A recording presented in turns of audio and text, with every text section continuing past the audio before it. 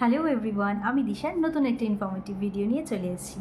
তো আজকে আমরা বলবো এফআইআর করার নিয়ম সম্পর্কে। তো আগের লতে যেটা ছিল, মানে সিআরপিসিতে যেটা ছিল, সেটাতে কিন্তু যে কোনো পুলিশ স্টেশনে গিয়ে আপনাকে নিজে গিয়ে কিন্তু এফআইআর লজ করাতে হতো। হয় নিজে মুখে বলে, যে ডিউটি অফিসার থাকবে সে হাতে লিখে নিত, বা আপনি নিজে রিটেন কমপ্লেনও জমা দিতে পারতেন, সেটাকে পুলিশ এফআইআর হিসাবে লজ করতো।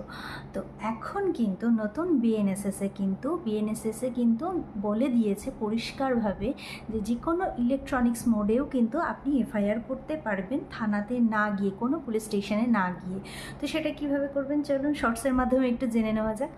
তো যে কোনো ইলেকট্রনিক্স মোডের মাধ্যমে, আপনি ইমেলের মাধ্যমেও করতে পারেন, হোয়াটসঅ্যাপের মাধ্যমেও করতে পারেন, যে কোনো ইলেকট্রনিক্স মোডের মাধ্যমেও করতে পারবেন। তবে আমি মনে করি এই ক্ষেত্রে সবথেকে সেফেস্ট জায়গা হচ্ছে আপনি যে পুলিশ স্টেশনে এফআইআরটা লজ করাতে চাইছেন সেই পুলিশ স্টেশনের একটা ইমেল আইডি আপনি গুগল থেকে সার্চ করে তাদের অফিসিয়াল যে ইমেল আইডি আছে সেটা বের করে নিয়ে সেই ইমেল আইডিতে আপনি নিজের এফআইআরটা লিখে সেটা অ্যাটাচ করে সেই মেলটা আপনি সেই পুলিশ স্টেশনে পাঠিয়ে দিন।